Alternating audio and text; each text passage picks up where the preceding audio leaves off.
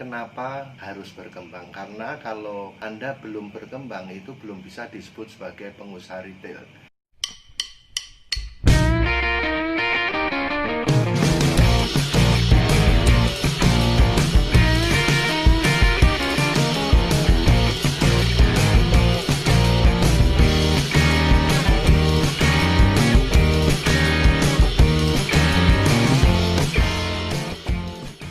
Selamat malam Sobat Retail dimanapun Anda berada. Kita jumpa lagi pada program The Change Corner.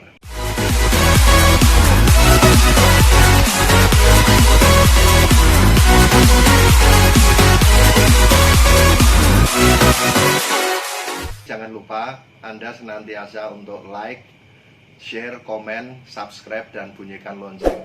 Siapa tahu Anda belum tersubscribe, atau ya supaya Anda semakin sering untuk menyimak paparan kami yang tidak jauh dari masalah bisnis retail. Siapa tahu berguna bagi bisnis Anda sekalian.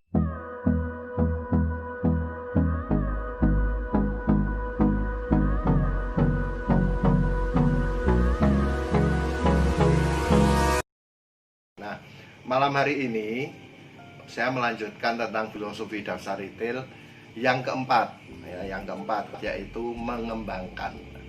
Kenapa saya lebih senang menggunakan kata kerja mengembangkan daripada pengembangan?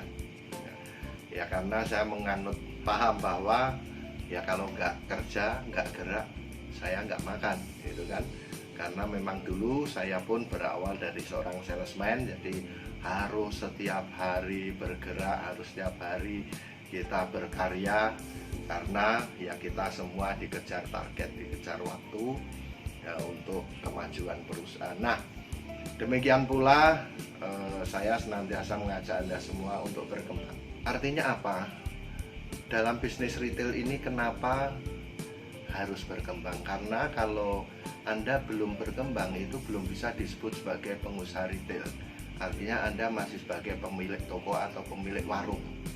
Ya, Anda hanya fokus di situ dan bisa dikatakan grafiknya pun monoton dan seterusnya, itu kurang bagus. Nah, dalam pengembangan ini saya akan fokus pada 4 hal, Sobat Retail.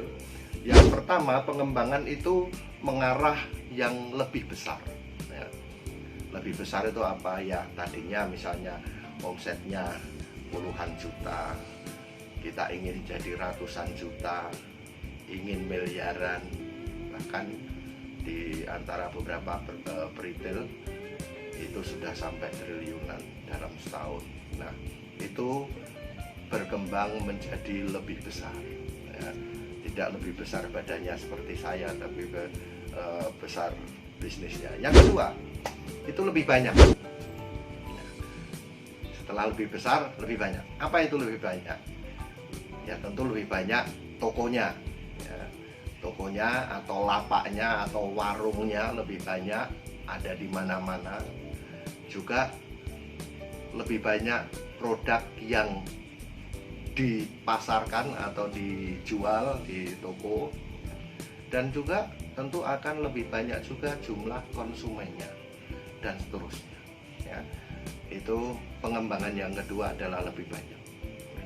Lebih banyak ini tentu kuantitas, ngomongnya ya kuantitas. Nah, seperti itu.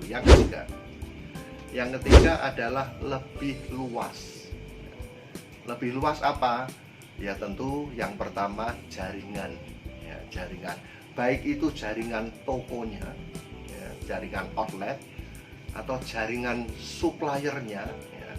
Yang tadinya kita supplier hanya tertentu di lokal tertentu, karena kita berkembang kemana-mana akhirnya kita punya jaringan supplier ada di mana-mana juga. Itu akan memperkaya kita akan bisa mempunyai bargaining yang bagus, sehingga supplier akan berlomba-lomba untuk melayani kita sebaik-baiknya. Itu yang ketiga.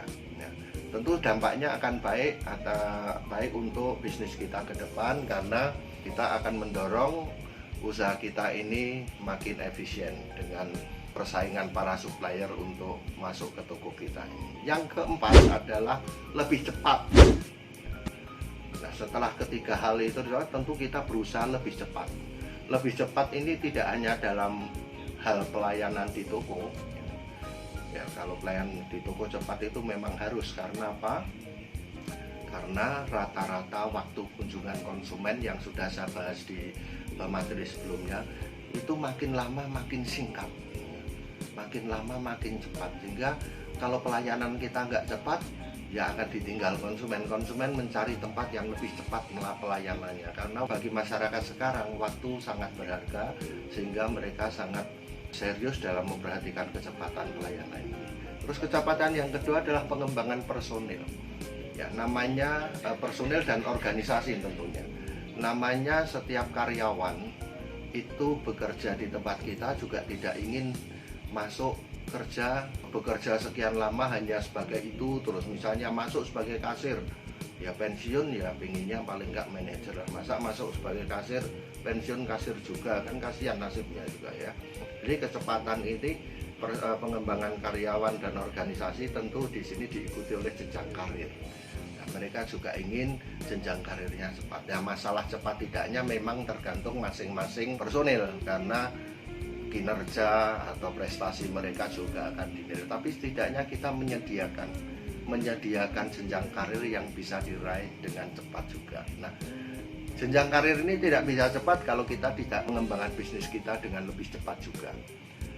Dan lebih cepat ini dampaknya ke depan adalah untuk memenangkan persaingan, karena di bisnis retail yang sejenis tentu tidak hanya kita yang berjualan, banyak sekali kompetitor yang juga berlomba-lomba ingin merebut hati konsumen.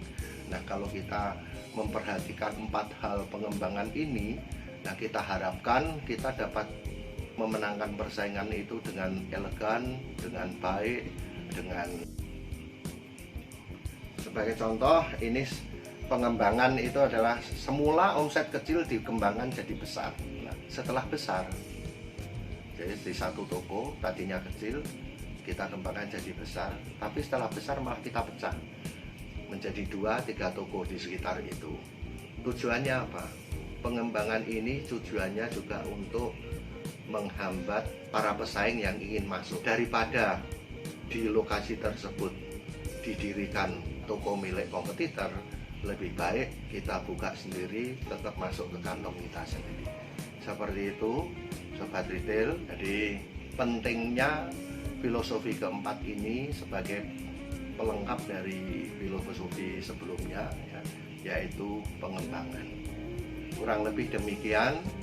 Jangan lupa sekali lagi selalu like, comment, share, dan subscribe. Jangan lupa bunyikan lonceng agar Anda senantiasa terupdate oleh informasi-informasi dari kami. Demikian, saya Widi Nugraha dalam program The James Corner. Selamat malam. Yeah.